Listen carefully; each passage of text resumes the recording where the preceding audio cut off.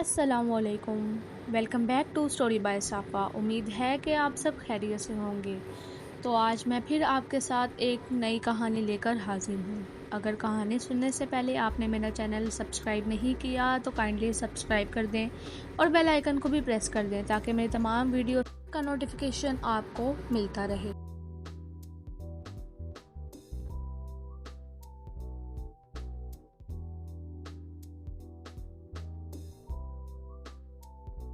تو آج کی کہانی کا نام ہے مظلوم اور ان کے رائٹر ہیں راحت عائشہ۔ امی میری کتابیں نہیں مل رہیں، کہاں گئیں؟ یہیں میز پر ہی تو رکھی تھیں، امی نے جھنجھلاتے ہوئے کہا۔ دیکھو وہیں ہوں گی۔ امی سبزی کاٹنے میں مصروف تھیں۔ کب رکھی تھیں؟ ایک ہفتہ پہلے۔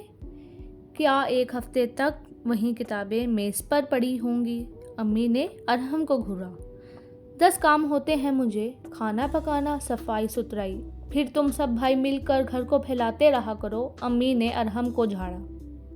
اچھا نا، باقی بعد میں ڈانٹ لیجیے گا، ابھی تو میری کتابیں ڈھونڈ دیں۔ ارحم نے بیچاری سی شکل بنائی۔ امی کو اس کی صورت دیکھ کر ترس آ گیا۔ چلو، امی نے وہیں چھری رکھی اور ارحم کو گھورتی ہوئی اٹھ کھڑی ہوئی۔ ابو میں ایک بات کہنا چاہتا ہوں، ارحم نے ابو کو مخاطب کیا۔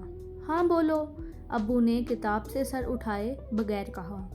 چائے؟ امی جان نے ایک ایک کپ ابو اور ارحم کو پکڑوایا اور اپنا کپ لیے دوسرے صوفے پر آ بیٹھی۔ ابو میں سوچ رہا تھا کہ امی کو گھر کے کاموں میں بہت پریشانی ہوتی ہے۔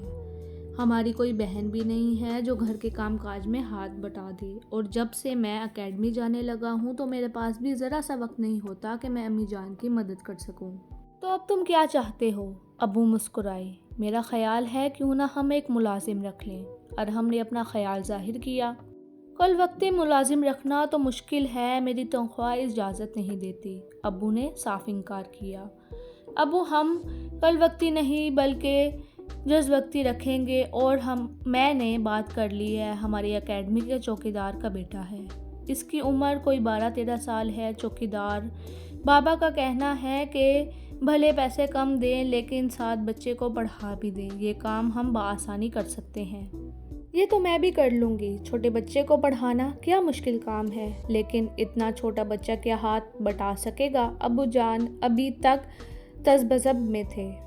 کچھ نہیں تو کم از کم کونے کی دکان سے دودھ دہی ہی لا دیا کرے گا، بچوں کی پھیلی ہوئی چیزیں سمیٹ دیا کرے گا، اور یوں بھی ہم اسے کام کے کچھ نہ کچھ پیسے تو دے دیا کریں گے، اس غریب کا کچھ بھلا بھی ہو جائے گا۔ امی جان نے ایک سانس میں ہی دلائل کے ڈھیر لگا دیے۔ چلو ٹھیک ہے، یوں ہی سہی۔ ابو نے آخر مان ہی لیا۔ امی جان بھی خوش تھیں۔ اگلے دن ارحم ایک بچے کو لے کر آ گیا، اس کے ساتھ بچے کے والدین بھی تھے۔ وہ جی ہم نے کہا ہم ایک بار گھر دیکھ لیں جہاں ہمارا کاکا رہے گا۔ بچے کی ماں بہت گھبرائی ہوئی نظر آتی تھی۔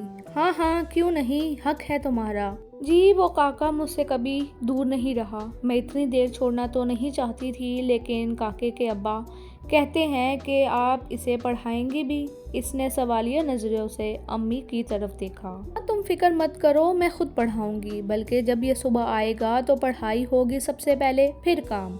ہاں بھائی کاکے، اب تم اپنا نام بتاؤ، امی نے بچے کی امی کو تسلی دیتے ہوئے بچے سے سوال کیا۔ ناصر، بچے نے شرماتے ہوئے بتایا۔ ناصر کے والدین ان کی طرف سے مطمئن ہو کر جا چکے تھے۔ ناصر کے ابا اسے صبح جاتے ہوئے چھوڑ جایا کرتے تھے اور واپسی پر لے لیتے تھے۔ امی کو ناصر کے آ جانے سے بہت سکون ہو گیا تھا۔ وہ دبلا پتلا پھرتیلا سا بچہ تھا، دوڑ دوڑ کر ان کے کام کرتا، نہ صرف گھر کے کام کرتا بلکہ باورچی خانے میں بھی امی کی مدد کر دیا کرتا تھا۔ پٹری پر کھڑے ہو کر وہ برتن بھی دھونے لگا تھا۔ اس دن جاوید صاحب کی کچھ طبیعت ناساز تھی تو انہوں نے چھٹی کرنے کا فیصلہ کیا اور نماز فجر کے بعد دوبارہ لیٹ گئے۔ انکل جی، آنٹی پوچھ رہی ہیں کہ کیا آپ اٹھ گئے ہیں؟ ناصر کے پوچھنے پر انہوں نے گھڑی دیکھی، 9 بج رہے تھے۔ ہاں بیٹا، اٹھ چکا ہوں، انہوں نے ناصر کو جواب دیتے ہوئے بستر چھوڑ دیا۔ ہاتھ منہ دھو کر وہ لاؤنج میں آ بیٹھے۔ ناصر، تم نے 4 کا پہاڑا لکھ لیا؟ آنٹی نے باورچی خانے سے ناصر سے پوچھا جو لاؤنج کے ایک کونے میں اپنا بستہ لیے بیٹھا تھا۔ جی آنٹی لکھ لیا ہے، ناصر نے جواب دیا۔ چلو آج کے لیے اتنا ہی کافی ہے، آ جاؤ یہ ناشتے کی ٹرے اپنے انکل کو دے آؤ اور یہ کپ دھو دو، کل رات میں مہمان آئے تھے، سارے کپ گندے پڑے ہیں۔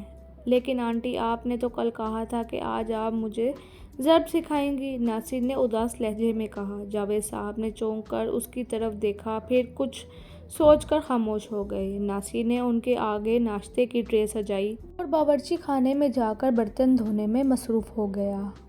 تمہیں کافی آسانی ہو گئی ہوگی اس بچے کے آنے سے، ناشتہ کرتے ہوئے جاوید صاحب نے دھیمے لہجے میں اپنی بیگم سے کہا۔ کہاں کی آسانی، ہر چیز سکھانی پڑتی ہے، اب 3 مہینوں میں جا کر اتنا ہوا ہے کہ ایک مرتبہ میں بات سمجھ لے۔ بیگم جاوید نے تیوری چڑھائی۔ امی ناشتہ۔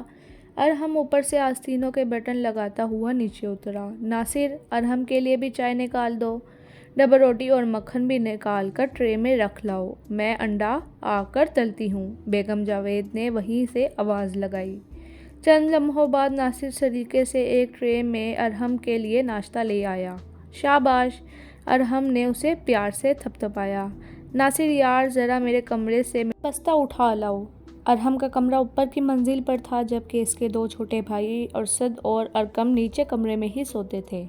ناصر اس کے بعد ارشد اور ارقم کے کمرے کی چیزیں سمیٹنی شروع کر دو، یہ لڑکے تو گھر جاتے ہی طوفان لے آتے ہیں۔ ناصر کے نیچے اترتے ہی بیگم جاوید نے اسے ہانک لگائی۔ جی آنٹی، وہ مختصر جواب دیتا ارقم اور ارشد کے کمرے کی طرف چلا گیا۔ ناصر، میرے کمرے کی میز پر لال جلد والی کتاب رکھی ہے، ذرا لانا تو، ارحم نے بستہ دیکھتے ہوئے دوبارہ آواز لگائی۔ جی اچھا بھائی۔ ارقم دوبارہ سیڑھیاں چڑھ گیا۔ ابھی وہ کتاب لے کر اترا ہی تھا کہ ارحم نے اسے دوبارہ اپنی گھڑی لانے کا کہہ دیا۔ وہ الٹے قدموں دوبارہ لوٹ گیا۔ ابو، آپ کی طبیعت کیسی ہے اب؟ ارحم نے جاوید صاحب سے پوچھا، جو نہ جانے کس سوچ میں گم تھے۔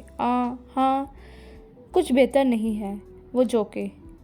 کچھ پریشان ہے کیا؟ ارحم نے پوچھا۔ ہاں پریشان تھا، پریشانیوں کی وجہ سمجھ نہیں آ رہی تھی، اب کچھ سمجھ آنے لگی ہے۔ اچھا وہ کیا؟ ارحم نے ناصر سے گھڑی لے کر کلائی میں باندھتے ہوئے دلچسپی سے پوچھا۔ تمہارے پاس وقت ہے؟ جاوید صاحب نے پوچھا۔ جی ابو، ابھی تو کافی وقت ہے، دانیال یہاں سے جاتے ہوئے مجھے لے کر جائے گا اور اسے آنے میں آدھا گھنٹہ ہے، ارحم نے تفصیل سے جواب دیا۔ کئی دنوں سے ایسی پے در پے پریشانیوں کا سامنا تھا کہ سمجھ نہیں آتا تھا کہ کیا ہوا ہے۔ آج بیماری کے باعث گھر بیٹھا تو اندازہ ہوا کہ کہاں غلطی ہو رہی ہے۔ کیا غلط ہو رہا ہے؟ ارحم نے حیرت سے پوچھا۔ ارحم، ہمارے نبی پاک صلی اللہ علیہ وآلہ وسلم نے فرمایا، ظلم سے بچو۔ تمہیں معلوم ہے کہ مظلوم کی آہ عرش ہلا دیتی ہے۔ ہمارے تو ابھی بہت چھوٹے چھوٹے نقصان ہوئے ہیں، شاید اللہ نے ہمیں خبردار کیا ہے۔ دیکھو بیٹا، لمحے لمحے پر بار بار بچے کو اوپر دھڑانا، جس کام کے ہم اسے پیسے نہیں دیتے، اور اس سے وہ کروانا جس چیز کا وعدہ کیا نہ تھا، ظلم نہیں تو اور کیا ہے؟ ارحم کا سر شرمندگی سے جھک گیا۔ جو کام اسے 3 مرتبہ بھیج کر کروایا گیا، وہ 1 مرتبہ میں بھی تو ہو سکتا تھا۔ اگر تمہارے سگے بھائی بھی ہوتے تو شاید وہ دوسری بار منع کر دیتے۔ جی، ارحم نے اثبات میں سر ہلایا۔ ناصر بیٹا ادھر آئیے، انہوں نے آواز دی۔ جی انکل۔ وہ جھاڑن پکڑے فوراً ہی ان کی آواز پر لبکا۔ بیٹا اپنا بستہ لاؤ۔ ناصر حیران ہوا، لیکن اپنا بستہ ان کے سامنے رکھ دیا۔ انہوں نے کاپیاں نکالی، بمشکل ابتدائی چند صفحات پر کام ہوا تھا۔ کام کیوں نہیں کرتے؟ انہوں نے نرمی سے پوچھا۔ وہ آنٹی جی کو فرصت ہی نہیں ملتی۔ انہوں نے اپنی بیگم کی طرف دیکھا، شاید انہیں بھی اپنی غلطی کا احساس ہو گیا تھا۔ ظلم سے بچو، مظلوم کی آہ سے بچو، خدا مظلوم کی آہوں سے بچو۔ ابو آہستہ آواز میں بولے، درد ان کی آواز سے جھلک رہا تھا۔ آپ کی طبیعت تو ٹھیک ہو جائے تو ناصر کا داخلہ کسی اسکول میں کروا دیجیے گا، مجھے ملازم کی یوں ہی عادت نہیں تھی، میں انشاءاللہ اپنے معاملات خود دیکھ لوں گی۔ بیگم جاوید کی اس بات پر جہاں جاوید صاحب اور ارحم کو حیرت سے خوشی گوار جھٹکے لگے، وہاں ناصر کے چہرے پر خوشیوں کے گلاب کھل اٹھے۔ امید ہے کہ یہ اسٹوری آپ کو پسند آئی ہوگی، تو پلیز اس ویڈیو کو لائک کریں، چینل کو سبسکرائب کریں اور اس ویڈیو کو شیئر بھی کر دیں۔ اللہ حافظ۔